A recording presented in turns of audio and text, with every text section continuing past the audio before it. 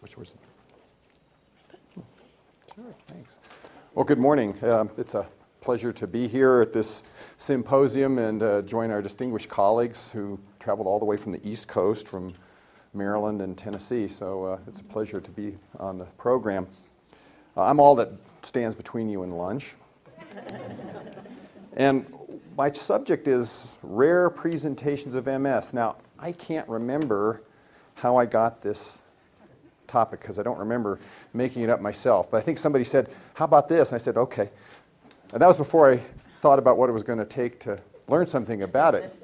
I think maybe my brain was saying, maybe I was thinking about diseases that can mimic MS. And that's unusual too, but there's a lot of diseases. I'll show you a few that can sometimes look like MS, but there's a lot of literature about those. Now it makes sense, doesn't it, that rare presentations of MS wouldn't have very many reports, and to a large extent that's true. So what I'll do in the next 30 minutes or so is review the differential diagnosis of MS, the things that you think about when you're trying to decide if someone does have that. And then we'll consider the dilemma and then the value of common disorders that have unusual or rare presentations. It's not so difficult for us when common things present commonly because our brain works that way. But we always have to keep in the back of our mind that we could be dealing with a rare disorder that looks like something common or a common disorder that's presenting with something rare. Those happen too. And then we're going to review some of the atypical presentations of MS and talk about those a little bit. So here are some of the things that we think about when we're looking at people with MS, just to be sure that we're not missing a different disease with a different treatment. Some of them are infections, some of them are inflammatory, some of them have metabolic disorders, cancers, spinal diseases, and these things should run through everybody's mind as you're facing a new diagnosis. Just some examples like Lyme disease, but maybe you get that back east, but there's never been a documented acquired case in New Mexico yet. Sometimes lupus, SLE, systemic lupus, will present neurological symptoms and even findings on MRI and spinal fluid that are very difficult to separate from MS. Even B12 deficiency will create lesions on MRI, and it can look very much like MS and produce weakness and sensory problems and other things. But then, of course, these things also have other diagnostic clues and workups, and so you get the blood tests and the imaging studies and the other things that might help you sort these out. Now, for MS, what we typically are looking for are satisfying the multiple in multiple sclerosis. So we're looking for two events that occur for someone separated in space and time. By that I mean, maybe they have vision problems one time and then months or even years later they have weakness or numbness, so that's two different things at two different times. And that would be the classic time-honored pattern for MS.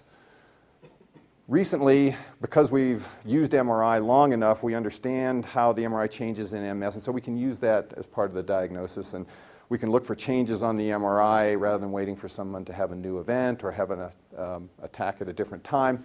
And if there's a change on the MRI, we can substitute that and say, well, on that basis, you're meeting the multiple criteria, you have MS. Otherwise, just doing an MRI scan and seeing things that look kind of suggestive is just that. It's suggestive, it may be confirmatory, but there's nothing about the MRI that's really specifically diagnostic of MS. And you heard earlier people saying that we don't have the so-called blood glucose for MS. We just can't draw your blood and tell whether you have MS or DVIX or transverse myelitis. That's the subject of very important research. And I think it goes to this data bank, too, where we would consider banking fluids, spinal fluid, blood, tissue of various types, so that people can study those things and look for markers.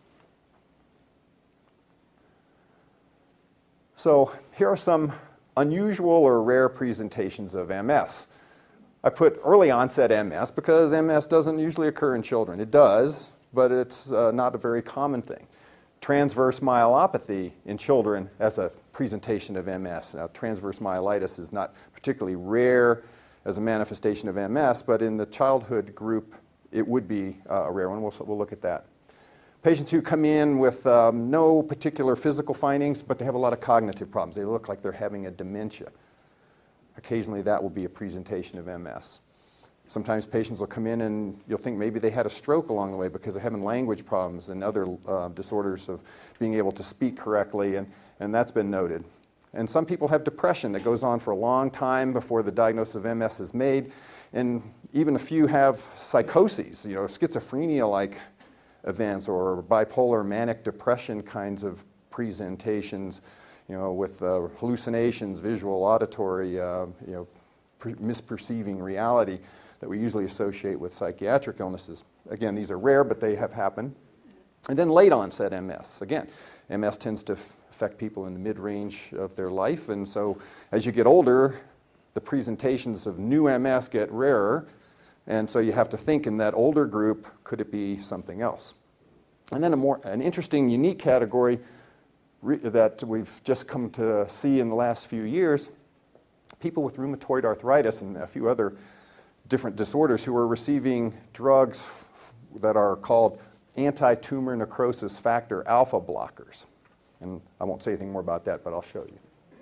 So in the early MS category, most patients with MS present in their 20s to 40s.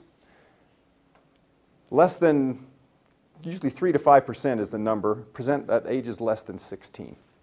And if you take it down to age 10, it's less than 1%. So true childhood onset MS is a fairly uncommon thing to see. Now we do have the MRI scan, so it's now easier to evaluate these younger patients.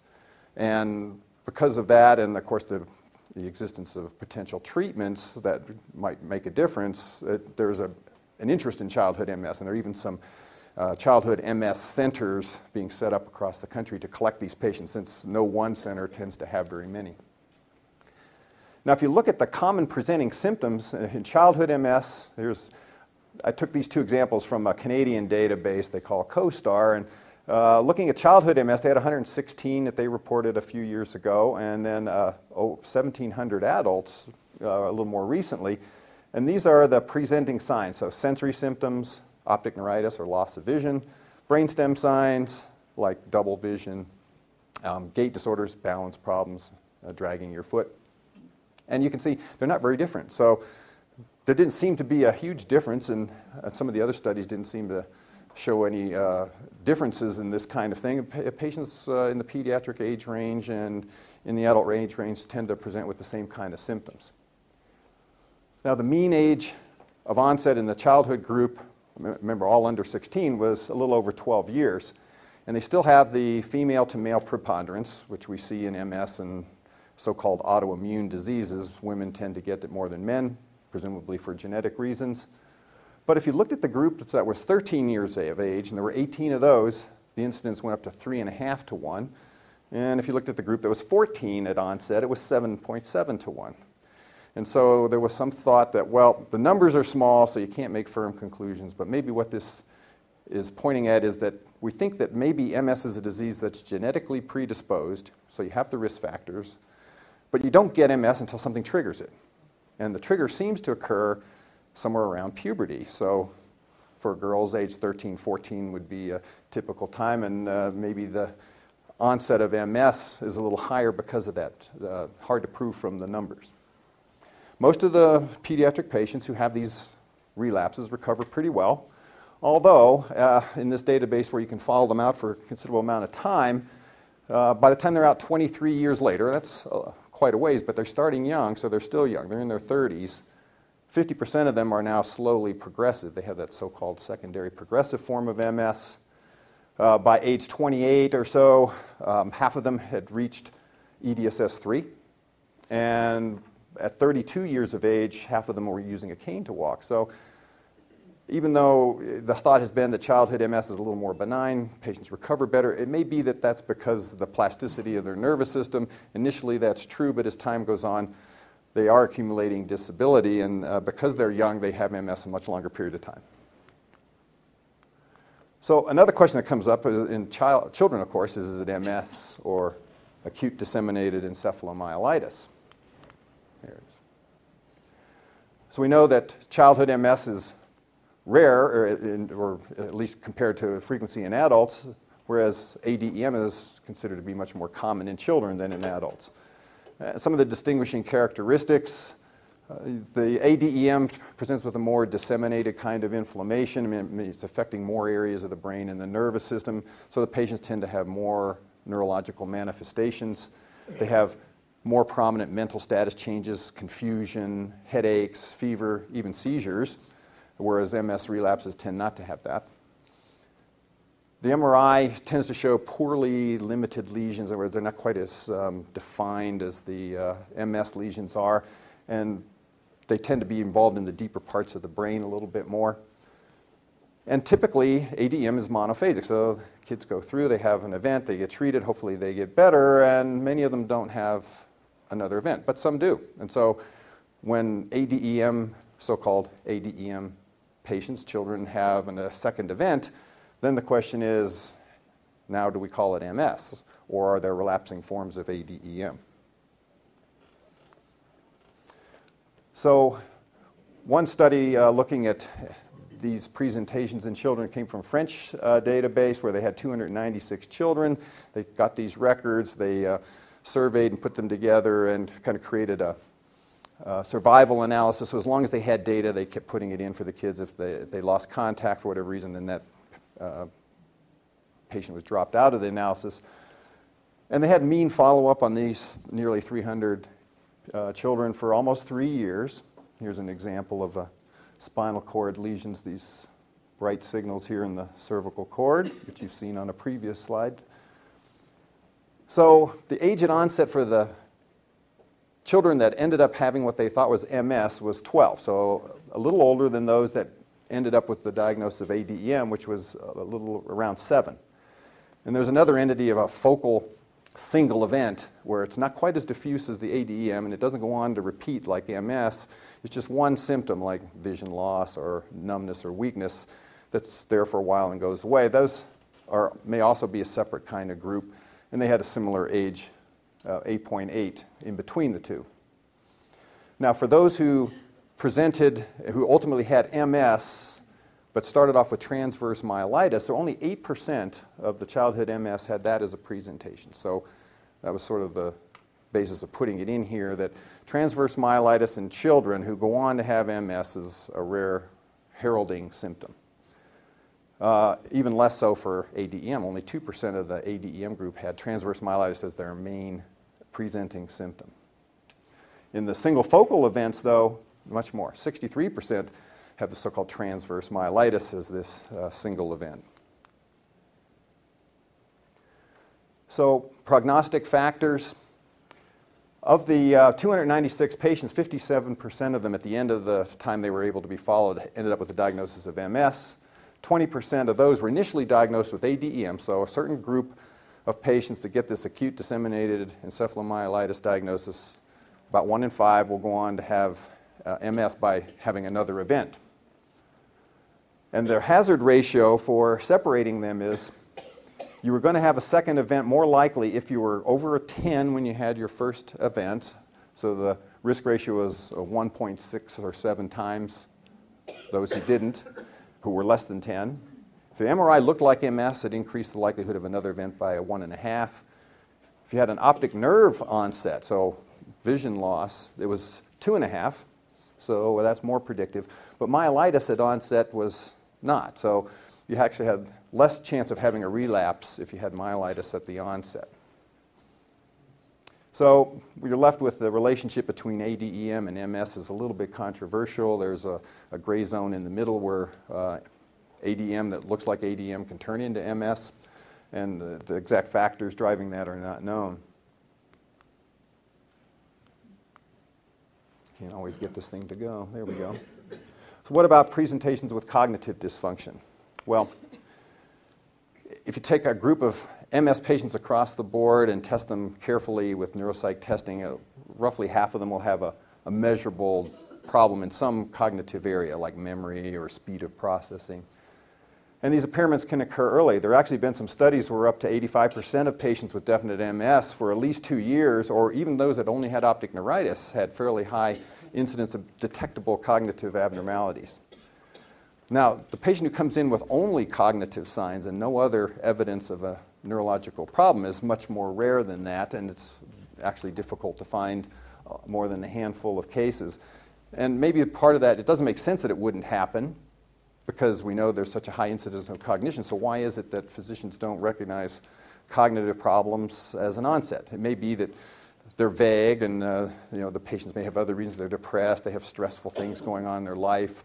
We look for physical things, right? It's easier to get an idea of a problem triggered by weakness or vision loss or something objective. These cognitive issues we don't always test for very carefully when we're in the exam room for a short time.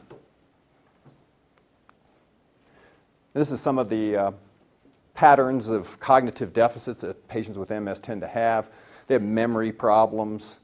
They can have language problems, calculation problems, trouble reading, visual spatial abnormalities.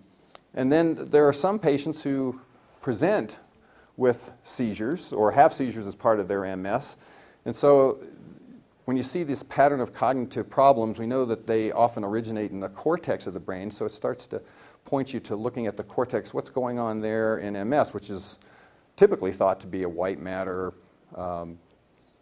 subcortical kind of disease. So it's the white matter axons and the myelin that's affected.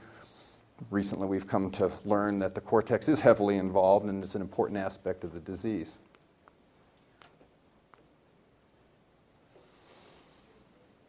In one study, cortical involvement, this is a pathological study done quite some time ago, in 1970, over 90% of the patients had some kind of lesions in the cortex. So it's been known, it's not new. But these things tend to get forgotten for a while and then they get rediscovered when we have other techniques like advanced MRI that starts to see these lesions again, or somebody, for various reasons, focuses on that area. Most of the lesions are right at the border where the cortex and the white matter begin. The burden of disease, the amount of MS that's in the cortex, or the outer surface of the brain where all the neurons are, is more correlated with cognitive dysfunction than the lesions that you find in the white matter.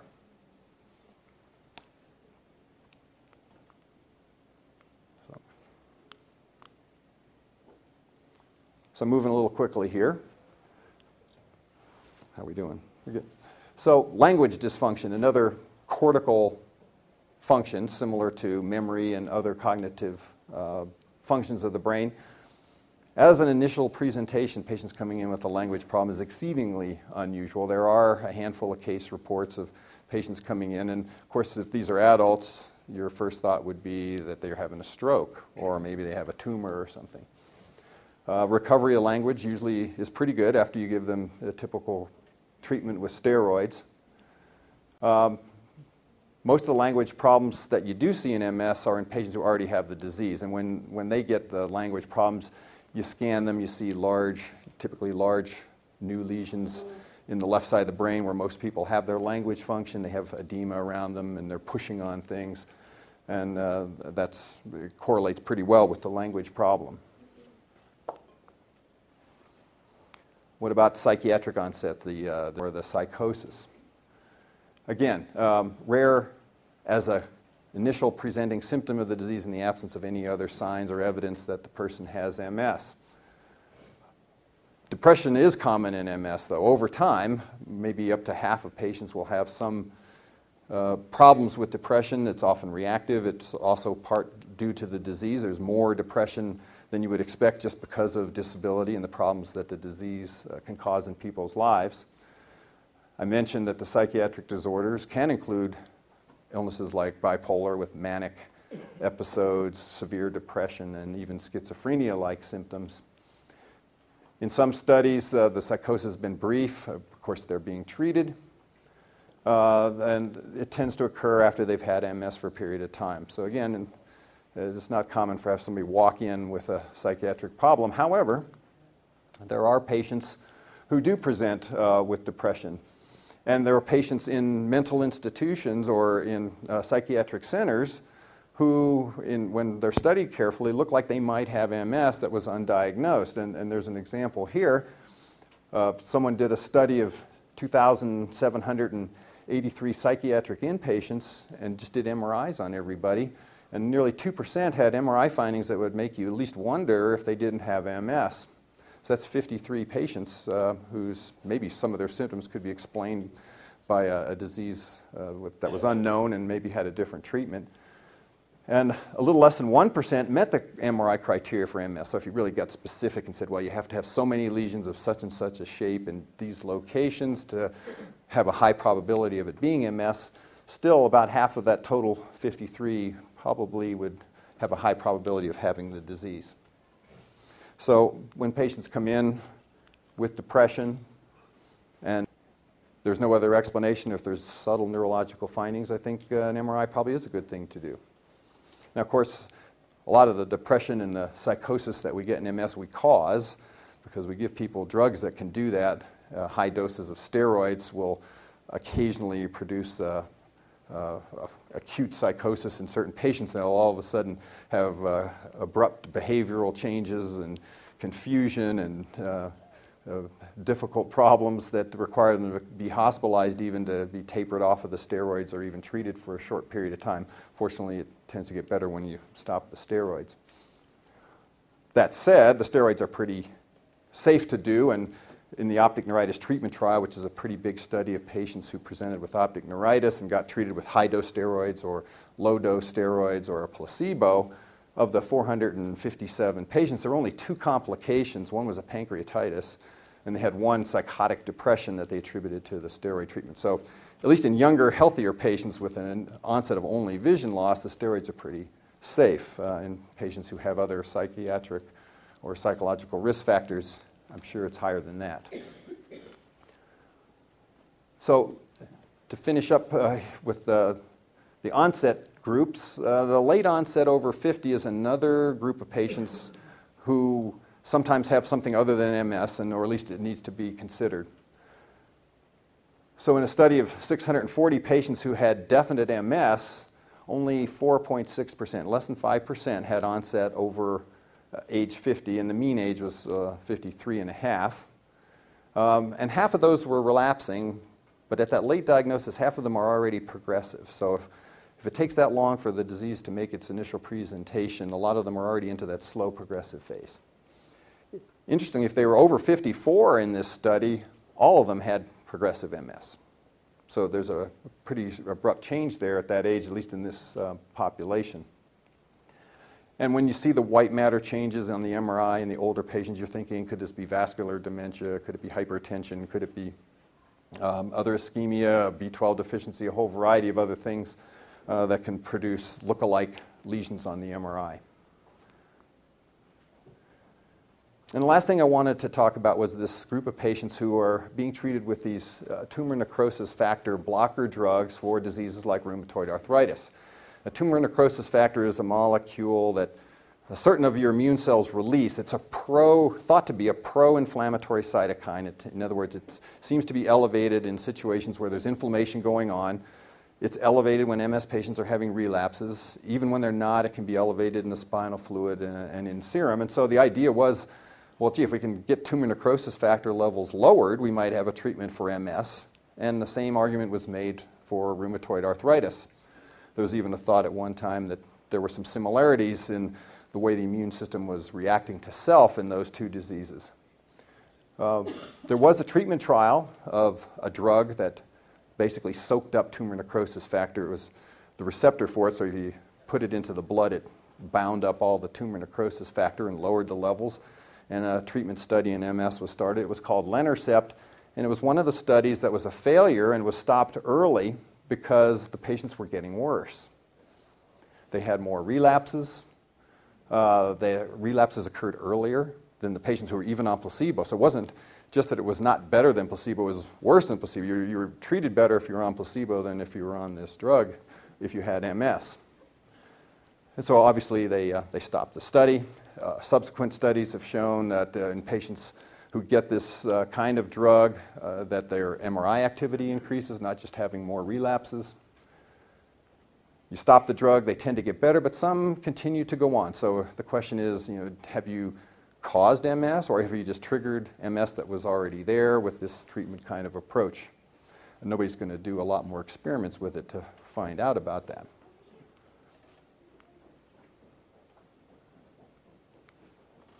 Doesn't always like to go here. Whoop, and I need to go back. Okay. So The rare variations of MS and other diseases give us important insights. That's sort of the hidden value in these. They're rare, you don't see them very often, but then when you do, you can ask the question, so why does that occur? What can I learn from that? Why do some children get MS? But it's a rare thing to do. Is that a genetic susceptibility issue? Is it a specific infection that occurs at a certain time in that genetically susceptible individual? These gives you a chance to look for those kinds of associations where in the adult group it's much harder to sort them out. The cognitive dysfunction studies, as you measure those, you see where the lesions are. You can do functional MRI and other studies of cognitive performance that can give you ideas about why lesions in certain areas lead to certain cognitive problems, and that can help understand the dementia that can go on with this disease, and maybe with others as well. The tumor necrosis factor alpha story is a very important one as well. It's not the only drug for MS that's been a failure. In fact, we have more failures than successes. Another example was interferon gamma. Well, we treat MS with interferon betas, and so about 20 years ago the idea was, well, maybe the gamma interferon is good too. But that study also made patients worse, and they had relapses. But what it taught us was that tumor necrosis, interferon gamma was a bad player in MS, or at least one of the driving factors that could be something that you wanted to control. And tumor necrosis factor, although it looks like a pro-inflammatory molecule that you'd like to control, has a dual role. And so when we get these failures, what we learn about the immune response and the immunopathology of these diseases is as important to understand in the failure situation as it is to be happy when we get a success. So we don't want to over-rejoice when we have a success, and we don't want to be too discouraged when we have a failure, because both of them are helping us better understand these diseases like MS and transverse myelitis and DeVix and so forth. Thank you. We can have questions.